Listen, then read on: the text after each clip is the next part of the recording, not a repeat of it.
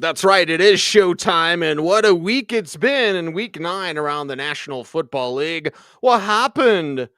Sigmund and I are here to break it all down on the Audible. You got a team, here's a word to the wise. You want to dominate your league? Go to football, guys. Football, I'm living in a fantasy. Football, got everybody mad at me. Football, cause every game I had to win. Football, I gotta be a champion. Football, I'm living in a fantasy. Starting things off for the week 9 recap with Chicago and Cincinnati. And what is Matt Waldman doing today except for sitting in his lounge chair, perhaps smoking a tobacco pipe, and thinking about Kyle Monangai, a Matt Waldman favorite who goes for 176 yards on 26 carries. The Bears win 47-42, the final score. Bears are 5-3. Bengals are 3-6. Caleb Williams, 280 yards, 3 touchdowns. Also, a receiving touchdown for Caleb Williams from DJ Moore, who throws the touchdown to his quarterback. The team has insisted we love Colston Loveland, and he was the guy drafted before Tyler Warren. Well, Loveland pays off that love with 6 for 118 and 2 touchdowns today. Alameda Zacchaeus gets the other touchdown, 6 for 58. DJ Moore gets 4 for 72, and then that passing touchdown there as well. But finally, DeAndre Swift, he's done this to us before, Bloom. Like, hey, Swift is limited in practice, and then he plays, and he's okay. Kyle Monangai might have just Wally pipped him. Yeah, or at the very least, you can see this now as, and some of this is the Bengals defense. If there's a headline here for fantasy football, it is you keep playing everybody against the Bengals. If you're wondering, Kyle Monangai, he hasn't been super impressive as the number 2 back and the 1-2 punch for this team coming out of their body, wanted to really establish the running game. And Caleb Williams, I thought you were going to say that Matt Waldman was sipping his tea because he just wrote a great piece about, hey, Caleb Williams still okay. Is it the Bengals defense? Well, either way, we could spend 15 minutes on this game. We're not going to. But first of all, if you thought having Bengals season tickets was going to suck after Joe Burrow went down, you've had the Jacksonville game, the amazing comeback by Jake Browning in that one. You've had the Joe Flacco win over the Steelers. You had the game last week with the Jets, which was thrilling. And then this one. I mean, these are some of the best football games we've seen all year. And for fantasy, they put a lot of teams over the top. This was a game where we saw DJ Moore throw a touchdown to Caleb Williams and also have a rushing touchdown. So DJ Moore, you've been waiting. You got that. And Rome Odunze, 47 points. Surely Rome Odunze, not one catch. So he had a drop in the end zone. And you can just see with Colston Loveland and that 58-yard touchdown that he scored. And before that, Cole Kmet had gone out with a concussion, and Loveland had actually scored earlier in the game. We're going to be talking about him on the waiver wire show. You saw Lammey Zacchaeus with a run after catch touchdown in this one. And you saw Tyson Bagent throw one back to Caleb Williams. Caleb Williams actually had 2 receptions in this game. The DJ Moore touchdown, the Bengals reviewed it because they thought he fumbled it through the end zone for a touchback, and actually they thought it was down at the 1. No, actually it's a touchdown. So that's how it went for the Bengals today. You review a play, and it actually ends up worse. And the Bears were up 14 points with 2 minutes left, found themselves down 1 point with about 30 seconds left. Again, they were trying to drive for a field goal attempt. Instead, Colston Loveland got to wrap up. The Bengals defense is bad. Lots of holes for Kyle Monangai to run through. Lots of points. And sees another chapter in the Joe Flacco legend. Yeah, and the Joe Flacco legend, which continues to grow, and now including double-digit targets for a running back. Okay, 470 through the air, 4 touchdowns, 2 INTs. T. Higgins, 7 for 121, 2 touchdowns. Jamar Chase, 6 for 111 on only 8 targets. Chase Brown, 8 for 75 on 14 targets. Andre Yosevich getting a touchdown there. Noah Fant getting a touchdown there as well. Chase Brown also chipping in 37 yards on the ground because they don't really run the ball. It's Flacco airing it out and, well, continuing to fall short. You think that shoulder was affecting him? Well, I guess not. I mean, Joe Flacco comes into this game throwing shoulder banged up. this game starts out with a Charlie Jones kickoff return touchdown. That's the kind of afternoon it's going to be for the Bengals. And then, well, what a wild ride, as again, all these Bengals home games, except for the one against Detroit that they got thumped. The running game was getting going early, but they were settling for field goals. Maybe that's the difference in the end. But you saw another 44-yard touchdown, T. Higgins. And isn't Joe Flacco just the perfect quarterback for him? Flacco willing to take risks. 9 straight home games with a touchdown for T. Higgins, by the way.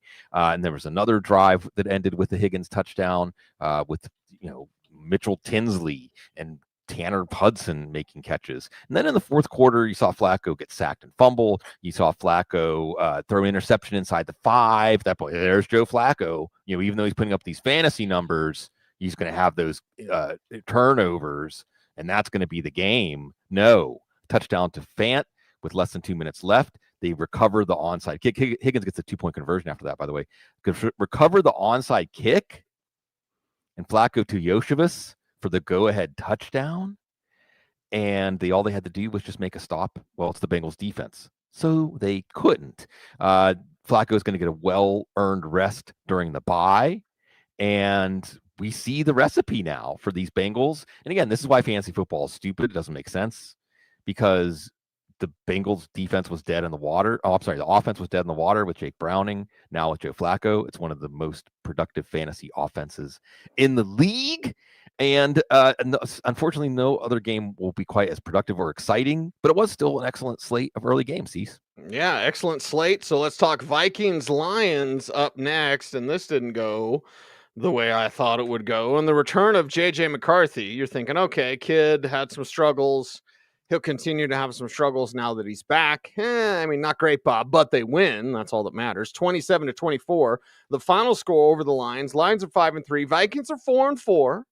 J.J. McCarthy, 14-25, 143 yards, 2 touchdowns, 1 INT. It was Jordan Addison, 2 for 48. Justin Jefferson, 6 for 47, and a touchdown. T.J. Hawkinson, maybe his last game in Minnesota, 2 for 11 and 1 receiving touchdown. Aaron Jones, 9 for 78 in this one. By the way, McCarthy had a rushing touchdown. Jordan Mason, 10 for 36. Okay, there you go. Aaron Jones also a couple catches, 20 yards. So the Vikings ragtag group, J.J. McCarthy, not really efficient, not necessarily tremendously effective, sacked 5 times, still gets the win. Yeah, I still thought that J.J. McCarthy, he was choppy in terms of his synchronicity with the offense, in terms of some of the plays he made, but he made the plays when he needed to, and isn't that really his reputation from Michigan? Yes. So this was actually, we saw Detroit humble the defense with all the backups, humbled Baker Mayfield the last time we saw them. So, this is a performance to build on, and one for fantasies. He got the rushing touchdown. We saw in this game some good throws by J.J. McCarthy outside of structure. And we also saw Aaron Jones come in as the clear lead back, had almost 100 total yards, then left with a shoulder injury. Now, the word is that they think it's a minor shoulder injury, that it's not going to affect. He believes he can play next week against Baltimore. So there's another test for you, J.J. McCarthy. But you see, throw to Addison, a touchdown for Hawkinson. Even the interception was one that was slightly behind Jalen Naylor, but Terry and Arnold ripped it away from him. So it wasn't really on J.J. McCarthy. Defense, we'll talk about the defense, special teams giving him some help. But then he had to make a play to throw to Jalen Naylor, actually, to clinch the game. And he did.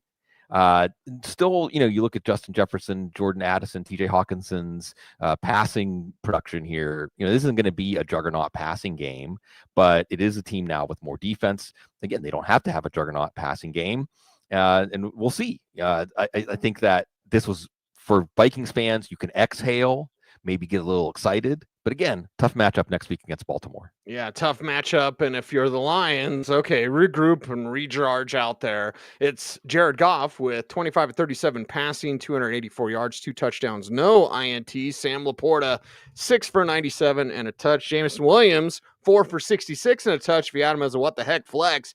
The Sun God, Amon-Ra, St. Brown, 9 for 97. Say amen to that. David Montgomery, 11 for 40 and a rushing touchdown. Jahmyr Gibbs, 9 for 25. Montgomery also 2 for 10 as a receiver. Gibbs 3 for 3 as a receiver. And the Lions fall short at home. Yes, and again, this has been a common refrain this year. This game didn't go quite how we expected. This game didn't go quite how we expected for the Lions offense because, well, lots of pressure, lots of punts. 5 sacks for Minnesota. Dave Montgomery had a fumble. He dropped a pitch, picked it up, got through the first level of the defense, then fumbled on the play anyway. You saw Jahmyr Gibbs get run over in pass protection. A lot of pressure on Goff in this one, but in the first drive, Goff, if you have Sam Laporta had a big game, and you should be especially happy because the first drive out of the bye, they focused on Laporta. I think he had like 3 catches for 66 yards and a score right away in this game. So they're seeing some stuff they can do with him. And then late in the game, as Detroit was trying to get back into it, Jameson Williams had a touchdown, showed great balance down the sideline, inside the 5. But then there were some problems, right? In addition to the sacks, in addition to the fumble, there was they had a 4th and 5 and drew an offsides, and then the next downs they still had to settle for a field goal that was blocked, and maybe that was the difference in the game. But they were behind and in a situation where it didn't have to be the difference in the game. Speaking of exercising some demons, next week Detroit goes to Washington, the team that dismissed them from the playoffs. So yeah, you don't have much time to feel sorry for yourself in the NFL. And hey, Dan Campbell's going to have them prepared that this is a game that they're going to go back and wonder how they lost it. How did they lose it? We'll talk about it. And how did Green Bay lose it? And some terrible news from Packers land. The Panthers win 16-13. The Packers are 5-2-1, stupid ties. And the Panthers are 5-4. So let's talk about Bryce Young and his return. 11 for 20, 102 yards, no touchdowns, 1 INT. Teteroa McMillan, 4 for 46. Nobody else did anything, so I'm not even talking about him. Rico Dowdle, though, did something. 25 for 130 and 2 rushing touchdowns. Chuba Hubbard directly in the back seat, 5 for 17 on the day. Dowdle also a couple catches for 11 yards, so they didn't do much. They won, but man alive, Dowdle carrying them to the win. Yeah, this is why Dave Canales said, well, we can't ignore his contributions. And if you put him in your lineup, you saw what you're going to get. We're not going to get questions about whether to start Rico Dowdle. We got a little banged up in this game, by the way. We're not going to get questions about whether to start him. We might get some questions about whether to cue the Chuck D on Chuba Hubbard, who did get some red zone touches after Dowdle got a little banged up. But it's not just, we're not going to a split backfield with Dowdle ahead. It's Dowdle's backfield, as it should be the way that he's playing. Bryce Young, not playing great. There was an interception in the end zone by Xavier McKinney. He did make a few throws that they needed to Tet McMillan. Xavier Legette had a catch on one of their touchdown drives. But they have a recipe. This team's 5-4, and they have a recipe now. They have a defense that's firming up. They've got Rico Dowdle. They just need Bryce Young to play mistake-free football, and they should go 6-4 against the Saints next week. Yeah, there you go. Green Bay Packers. If you've got any liquor, pour it out, because we're not getting great news on Tucker Kraft. Bloom, give us the latest that you know there. Let's talk about Jordan Love. No touchdowns, 1 INT, 273 through the air. Romeo Dobbs, 7 for 91. Christian Watson, 2 for 58. Luke Musgrave, 3 for 34. We'll be talking about him more because Tucker Kraft just feared to have an ACL injury, 2 for 20 there. Yeah, Josh Jacobs gets 17 for 87. 1 rushing touchdown there as well. And the Packers at home, they got some things to figure out now.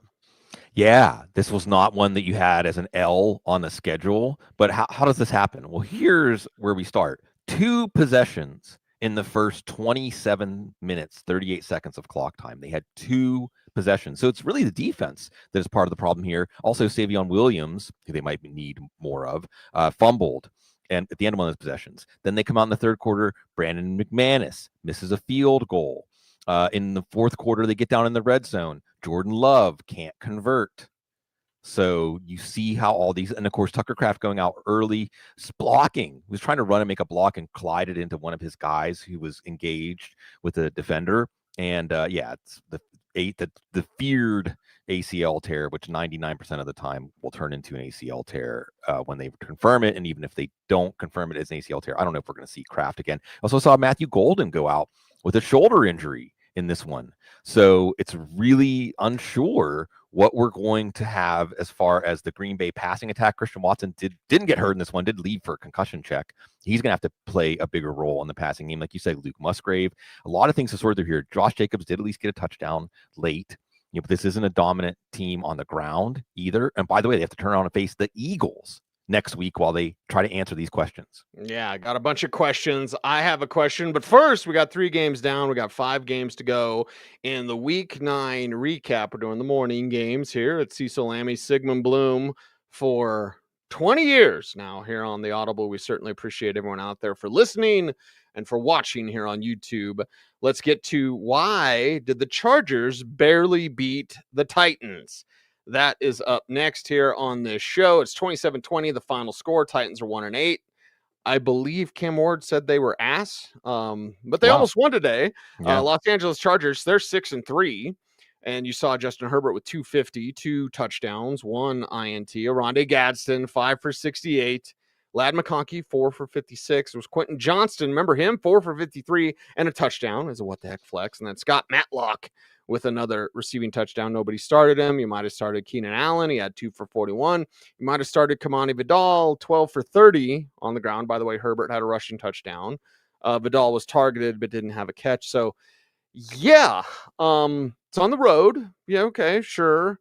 It's Tennessee, whatever. But the Chargers, I thought they would have dominated a little bit more.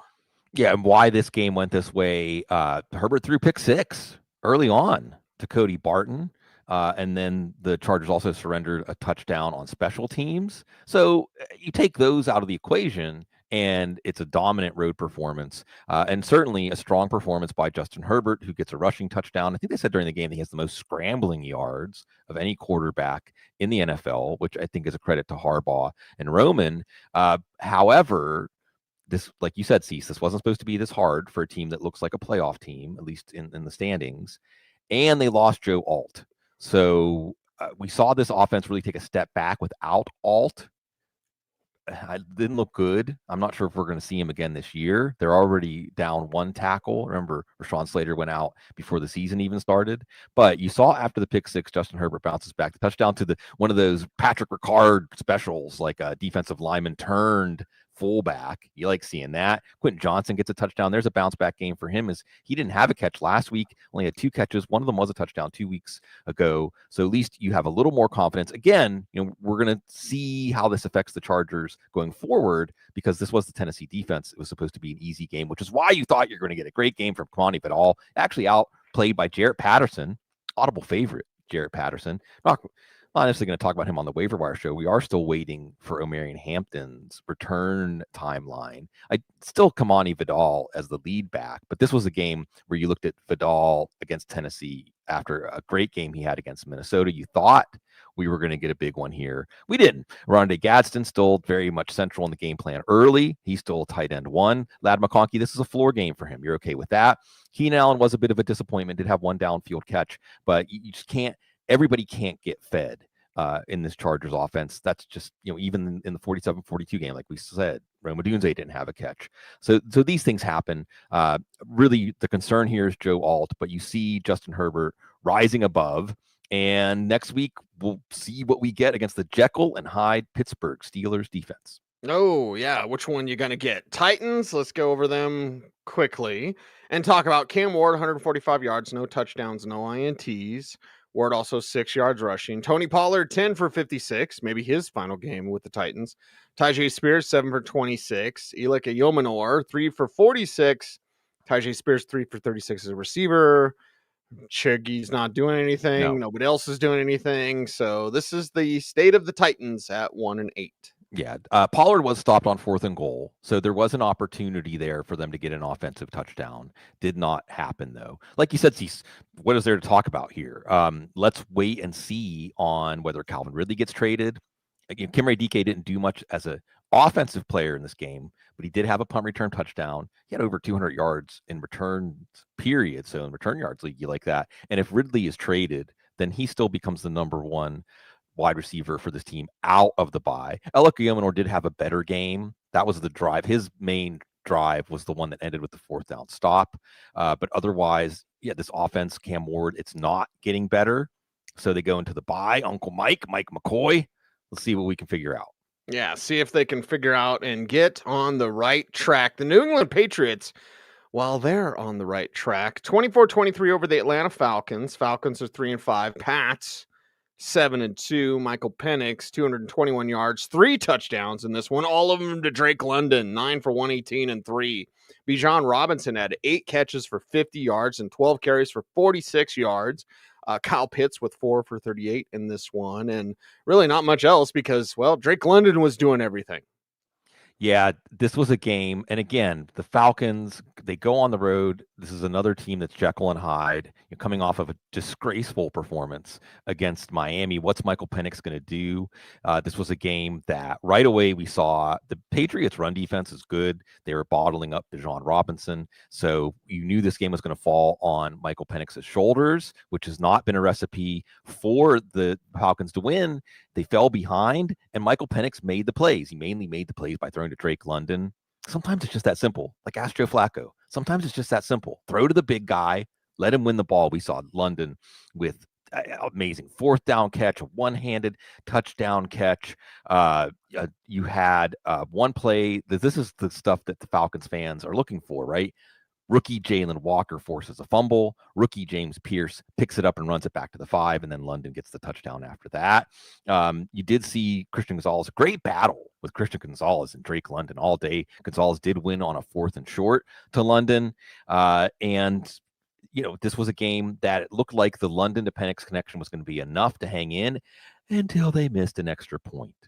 So that this matchup, Atlanta and New England 28-3, has painful memories for Falcons fans. And this one becomes another painful memory. They do get the ball back. They do get a stop. Penix takes an intentional grounding call. Then they have to punt away, and they do never get the ball back. Building blocks, I don't know, Cecil. I think this is going to be a team you're asking. Is Raheem Morris, Zach Robinson, Michael Penix? Is that the answer?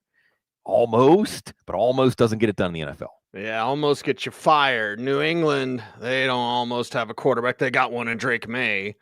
We'll see what he does against better teams. But 259, 2 touchdowns, 1 INT, sacked 6 times.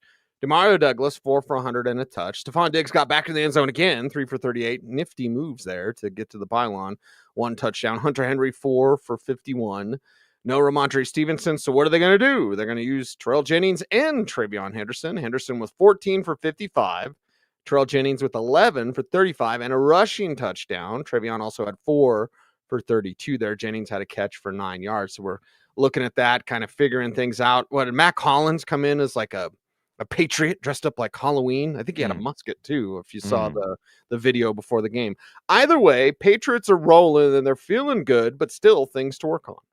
Yeah, it wasn't a perfect game for Drake May. It wasn't a perfect game for the Patriots, but it was a win. And this team just is finding a way to win, which is usually a more experienced team. But maybe that's Mike Vrabel. Let's start out with the backfield. A lot of questions. Ramondre Stevenson, the turf toe, and this team also reportedly in the market for a running back, which made you wonder about what does Mike Vrabel think about Travion Henderson? What do you think about Terrell Jennings, who said earned this opportunity? And how bad is Stevenson's toe injury? Well, it was basically close enough to a 50-50 split. It was a committee backfield. Henderson did look pretty good coming right out of the gate, but Jennings gets the 1 rushing touchdown. You also saw Kayshon Boutte leave with a hamstring injury. Surprise, surprise, Demario Douglas finally has a big game, gets a touchdown early, gets a 58-yard catch and run. And, this is how it's been for Drake May, someone different every week. Now, Hunter Henry did make some big catches to help, especially late, some big 3rd down catches. And we also saw Drake May being able to make some plays throwing the ball. Like you said, Diggs gets his 3rd touchdown, 3rd week in a row with a touchdown as he finds the pylon after that big catch and run for Douglas. And, this there was an interception where Drake May airmailed one to Jesse Bates. So there were a couple of big turnovers that he gave up. But when it came right down to it, he made the throw to Henry to clinch the game. So the Falcons defense, we wonder about them. They gave up 4 touchdowns to Tua Tagovailoa, who's supposed to be benched soon. But even though they forced some turnovers, Drake May had a few more tricks in his bag than this defense. Great game next week, New England going to Tampa Bay. Again, 7-2. You're 7-2, New England Patriots. Yes, you love to see that. And if you're Buffalo, better keep winning. Yeah.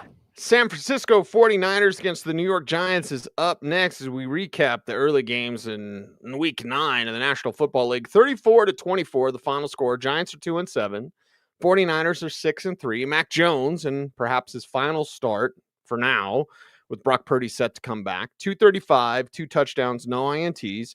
It was Christian McCaffrey with 28 carries, 106 yards, 1 rushing touchdown, also 5 catches, 67 yards, 1 receiving touchdown. Juwan Jennings, 4 for 41. And a receiving touchdown. George Kittle, 4 for 32. Oh. Brian Robinson had a rushing touchdown, 5 for 53 on the day there as well. Kendrick Bourne, a couple catches, 34 yards. Not much else from anybody else that you would have been considering, because that's about it for the 49ers. But they're 6-3. Yeah. And they just went to New York and traveled across the country and got a big win with a backup quarterback. Yeah, they're a team that is surviving. They know how to survive. And that matters more when you get to January. Mac Jones, let's see, you said he's a backup quarterback, but he's playing like a starter, and he's going to be a starter somewhere. You know, he is signed to a 2-year deal. So let's see what happens with trades. Maybe Brock Purdy's the one that gets traded. We'll see. That's why they can be so patient with Purdy's toe injury. And we've seen for the second time in 3 weeks, this is what San Francisco wants to be. Now, knowing what a team wants to be doesn't always help us in fantasy when we're projecting week to week how these teams are going to go or over the course of the rest of the year. But we saw 39 rush attempts, 24 pass attempts. I think some of it is to protect this defense, which lost another player, Michael Williams, their number 1 pick this year, who was playing well, and goes down with there's another feared torn ACL. But it was Christian McCaffrey. What do you have? Like 28 carries, looks great, and just wearing down the defense. And then Brian Robinson, for the first time this year, Brian Robinson looked good. Brian Robinson, and maybe it is because McCaffrey and defending him, it's just wearing down the defense. We knew that George Kittle coming back was going to be big for this offense, but big because it allows them to play a ball control style of football now. So Brian Robinson, we're going to talk about him on the waiver wire show now as a priority pickup because of how they wanted to do this. And look, Brian Burns had a sack strip fumble in this one. You know, there were some plays that the Giants defense made, but Mac Jones was very safe with the football, 19 for 24, still a decent fantasy outing, long drives, and just this is a team that finds a way to win. They reinvent themselves as they have these injuries. And yeah, next week, by the way, Rams, 49ers, must-see TV. Let's get it on. Let's talk about the Giants, though, on this turn. And Jackson Dart, 24-33, 191, 2 touchdowns, no INTs. Darius Slayton, 5 for 62. Wan'Dale Robinson, 9 for 46. It was Theo Johnson, 3 for 27, and a touchdown. Gunnar Olszewski with 1 catch, 24 yards, 1 touchdown. Dart leading the way on the ground, 8 for 56, and a rushing touchdown. How's it going to look without Cam Scatteraboo? Hey, Yeah. Devin Singletary, 8 for 43. Tyrone Tracy, 5 for 18. That's how it looked. Yeah, and it's a glass half full, glass half empty thing, because the glass half empty is the San Francisco defense gave up 475 total yards to the Texans last week, and the Giants didn't really make a lot of incursions into their territory or otherwise put up points until the game was kind of out of hand. You know, the game was comfortably in the win category for the 49ers. That being said, Jackson Dart still threw garbage time touchdown to Gunnar Olszewski. He's the first option on the ground in the red zone. Now that Cam Scatteraboo's out, he gets the rushing touchdowns. He puts up an outstanding fantasy game. And along the way, enough to Wan'Dale Robinson, enough to Darius Slayton, enough to Theo Johnson. All my Tucker Kraft teams, I'm going to need someone like Theo Johnson. Yeah. So, you know, I mean, there's fantasy value in this offense, even if it comes because the team falls behind. That's the glass half empty. The glass half empty is, well, if it wasn't for garbage time, you know, it all counts the same, but we know we don't want to count on garbage time every week from these fantasy offenses. So we'll see. And the Giants, at least next week, they go to Chicago to face a, let's say, weary Bears defense. Yeah, very, very weary. We're not weary of talking about the NFL. That's why I've been doing it for 20 years. Celebrate the Audible 20 years with Cecil and Sigmund, listening online, Spotify, Apple Music, whatever you listen to. We appreciate you for that. We appreciate you for watching on YouTube. Make sure to subscribe, like, comment, and share there as well. Now, Whew, we finished with 2 scorchers. It's a Steelers show and it's a Broncos show. But first and foremost, it is a Steelers show. It is the Pittsburgh Steelers 27, the Indianapolis Colts 20. The Colts are 7-2. The Steelers are 5-3.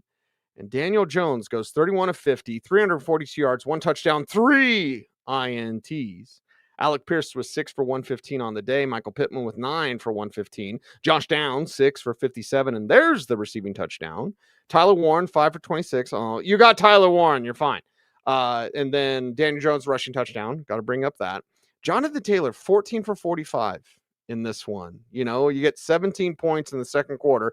It's 17-7. You can still run the ball. And well, the Colts weren't doing that. And they didn't get the win today. Too many interceptions, 2 lost fumbles from Daniel Jones. Did the clock strike midnight on Daniel Jones and the Colts? Yeah, I guess the most important thing we learned in this game is the Steelers defense has pride, and the Steelers defense has been embarrassing. In 2 of the games, the Jets game, in hindsight, now that we can put proper context on it, and then last week against the Packers, just embarrassing at times and not great against Joe Flacco and company, but they found a way to make plays. This is the old Steelers formula for victories: is sacks, pressure on the quarterback. And the first drive, it looked like, here we go, Daniel Jones with a quarterback sneak touchdown. Colts are up already. You know, Steelers are going to be out of their comfort zone on offense and on defense. And then you saw, so I think for the first time this year, we saw shades of Giants Daniel Jones. Shades. He didn't turn back into Giants Daniel Jones, but like TJ Watt comes in and slaps the ball out of his hands while he's looking downfield. So that's Daniel Jones. Sometimes his pocket presence just is a zero. What I mean is that he just didn't process Watt at all. There was no alarm clock going off in his head. Some of the interceptions, the Peyton Wilson interception, Jack Sawyer interception, some of these interceptions, I mean, it's good that Daniel Jones is playing in a confident comfort zone where he's not thinking about avoiding negative plays, but they came up and bit him in the butt in this one. And like you said, that's why Jonathan Taylor wasn't a big part of this game. Yes, Daniel Jones piled up some stats in the comeback attempt late, which really wasn't ever close to happening. So Pierce had a big game. Michael Pittman had a big game. Josh Downs had a big game. Actually, Tyler Warren was the one guy that was contained here. But you wonder if you go back to the drawing board, if you're the Colts, if you're Shane Steichen, and say, because even whenever there was a point in this game when it looked like the comeback attempt was futile, and then Roman Wilson, after they recovered an onside kick, spoiler alert, Roman Wilson fumbled and left his feet. Don't ever leave your feet. I mean, I know it looks cool in the highlight reel, especially when the game is in the last few minutes. And then Daniel Jones threw another interception. Like the football gods gave him a chance, and he threw another interception. So we'll see how this affects him again next week, going up against an Atlanta defense that we're respecting. But again, the Steelers team that earned a lot of respect in this game. Yeah, a lot of respect for the Steelers and Aaron Rodgers. Some concerns before the game, but then 25-35, 203 yards, 1 touchdown, no INTs for Mr. Rodgers. Calvin Austin, 5 for 56. Darnell Washington, 4 for 43. And then Pat Freiermuth gets 3 for 27 and a touchdown here. DK Metcalf, 2 for 6. Oh, Jalen Warren, 16 for 31, 2 rushing touchdowns on the day. And they piece it together. They scrap it together. This is the old jalopy that's still running and, at times running strong, at times sputtering relentlessly. Yeah, this is kind of familiar, right? Like the 2 top teams in the AFC are the Patriots and the Colts. Both have lost twice. One of those losses to the Pittsburgh Steelers. Both of those games were dominated by Steelers forcing turnovers. And the 2 sides are connected. We can't necessarily, even when we talk about a team like the Bengals, we can't extricate the way that outcomes on one side affect the other side. So, and it looked like at first, again, right off the bat, it wasn't Daniel Jones. Josh Downs actually muffed a punt. Steelers get the ball down inside the 5. And hey, Mike Tomlin's going for it. It's a problem. It's a blind spot for him. He's going for it. They go for it on 4th down inside the 5, and they get stopped. Oh, boy. Here we go. But that was not the story the rest of the day. Jaylen Warren got a touchdown off of a turnover. Aaron Rodgers to Pat Freiermuth off of a turnover. Okay, they got a field goal on a 2-minute drive, not off of a turnover, but it was only a field goal. Jaylen Warren gets another touchdown off of a turnover. You see the pattern here. It was not a great day for the Steelers offense. 35 passes. They didn't get the running game established. When they were winning in the trenches against Minnesota going into the bye, we thought, hey, this is going to be a Steelers offense that can win in the trenches. They do against like the Bengals. They didn't so much in this one, but they did enough. Again, that Roman Wilson fumble cracked the door open for a second for the Colts very late in the game. And then there was that Daniel Jones interception. Jaylen Warren, what you like here is he gets the 2 touchdowns. We'll forgive DK Metcalf in this one. He didn't do much in this game. I think he got like a target, and he got a couple of targets inside the 5. We'll forgive him. The 3-headed tight end. If we could only just get it down to 2, Pat Freiermuth playing through a bruised quad. If we could get it down to 2, we might have a reliable play here. But when it's split 3 ways, it's a little more difficult. Again, when you're not playing the Bengals, and it doesn't stop for this team. And see, the Steelers are a team, and I'm wearing my stuff, by the way. It's the World Series, the greatest World Series. It can't be the greatest World Series when the Death Star wins. The Death Star is supposed to blow up at the end of the movie. Still a good movie.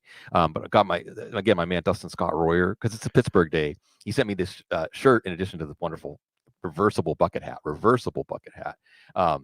Fellow Yinzer, Steve Blast. That's a 71 World Series. So that's like about how long it's been since the Pirates have had anything to celebrate, but we had something to celebrate for the Steelers today. And Steelers-Chargers seats, those games are always a lot of fun, sometimes sad for Pittsburgh fans, but exciting. Well, don't get offended, or should I say, get as offended as you like. When your Rebels are Canadian, you're not going to win. And that concludes my World Series talk for the day. Broncos and Texans, hell, the World Series is a million times more exciting than Broncos-Texans. This is a terrible game. Terrible, awful game. Broncos win, big deal, 18-15, the final score. Texans are 3-5. Broncos are 7-2, the worst 7-2 team in NFL history. Because, my God, Sean Payton, what? Bo Nix, 18 for 37, 173 yards, 2 touchdowns, 1 INT. Really didn't do anything until late. So you'll be shocked to know they were down entering the 4th quarter, and then they won, because that's what they're doing this year. RJ Harvey, the leading receiver, 5 for 51 and a touchdown. Cortland Sutton, second leading receiver, a catch for 30 yards and a touchdown. That kind of tells you the day. Forcing it way too much to Troy Franklin. 10 targets, 4 for 27. Stop trying to make fetch a thing. Pat Bryant comes through on 3rd down. Evan Ingram's got 0 chemistry with Bo. 3 targets, no catches. J.K. Dobbins only 51 carries.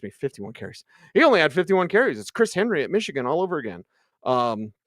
15 carries, 61 yards there on the day. And Bo Nix with 3 for 36, including a big 25-yarder to put him in field goal range for Will Lutz to win the damn thing. But the Broncos are not playing good football. And they're 7-2, Sigmund. Good or bad? Yeah, well, hey, Cease, if the one thing you can say about a team is that they find a way to win, like we talked about the 49ers, that's not a bad quality, because, these are the things we try to emulate with our fantasy football teams, right? If it isn't clear to you as you've been playing fantasy football, and again, this is fun for me watching Love of My Life, Kate and her team. You know what she said to me, Cease, today? She's like, why do you keep telling me to play this B. Robinson for Atlanta? He's doing terrible today. He did terrible last week. He was my number 1 pick.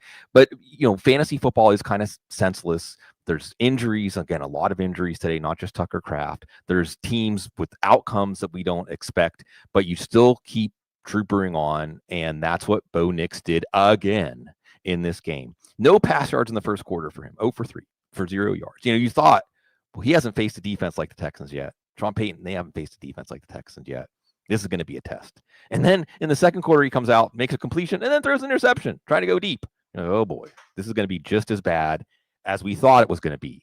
So then you finally see Cortland Sutton. If you're going to catch one, you want it to be a long touchdown. Scorches Derek Stingley. I don't know if he thought he was getting some help over the top or something. Sutton makes the play. Okay, let's breathe. We have some success on offense. And then it was the classic 4th quarter. By the way, on that drive, I want to mention this. Adam Troutman and Mike Bandy with Marvin Mims down, Mike Bandy catching big passes. So there's Sean Payton reaching into his bag of tricks saying, well, okay, this isn't going well. Let's go more to the playbook than individual players.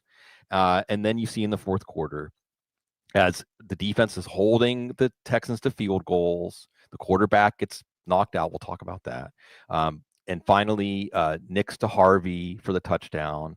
A great throw to Troy Franklin. And what you like seeing from Franklin is just the trust, because that was a trust throw. That Franklin had to climb the ladder for that one, for the 2-point conversion to tie, and he did. And then we really saw Nix starting to break through as a runner in the fourth quarter, and Nix getting that green light to go, and that those plays were big, especially on the drive to win ugly. That's the theme for this team. See, they need to make little orange cards that say "win ugly." An ugly win is still a win, and they're facing an ugly team, the Raiders, next week.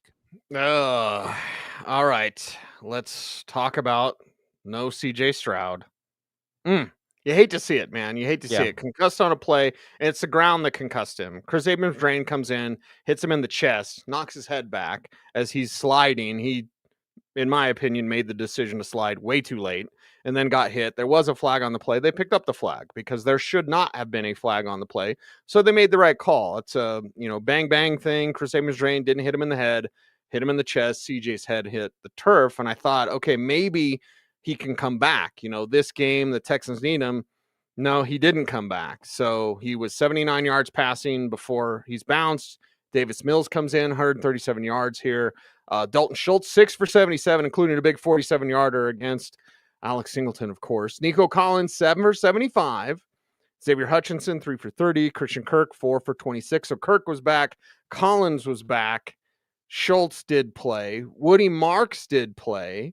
27 yards rushing there for Woody. Nick Chubb, 34 yards on the ground. So the Texans tried to win this one with defense. Bloom, they almost did. Yeah. And, this is a game to remind us again, as it is in the NFL, so it is in fantasy football, because you might be saying, well, if Tucker Kraft hadn't got hurt, I know I'm saying that today, I got this break or that break, injury breaks, I should have won. The Texans probably would have won this game comfortably. I think if Stroud doesn't leave the game, the Texans, some of those field goals or touchdowns, and just the overall feel of the team, like you said, Cecil, they picked up the flag. And I think at game speed, like you said, quarterbacks have to really declare themselves earlier in the play, because you can't ask these players that are flying to the ball to not follow through whenever at the moment they make the decision to follow through. The trial still looked like he was going to run. But regardless, there's a concussion. And Dalton Schultz did have that big catch and run early. And strangely, they gave the ball to Nick Chubb on 1st and goal. He got stopped, and then they started going to Brooks. That was odd.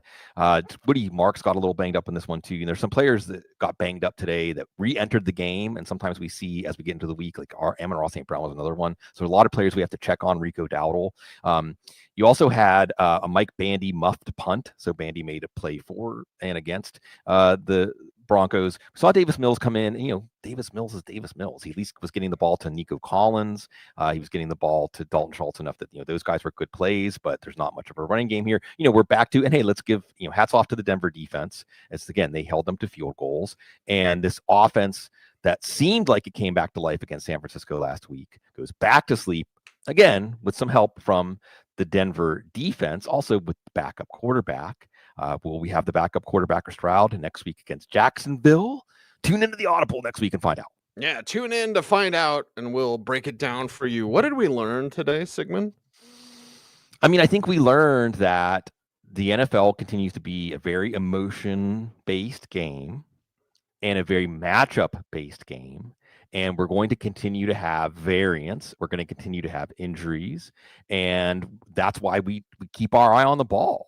And we keep adjusting. See, you introducing the Windows model of fantasy football, where we don't ever get too comfortable with a new reality. It's not just the new reality of week 1 and week 2 anymore, Cease. It's always a new reality, or at the very least, expanding our mind to understand what the range of outcomes are, or how different matchups it's like chemical reactions. Sometimes it blows up in your face. Sometimes you get a beautiful, sparkling fire to warm yourself by, but that's the nature of the NFL.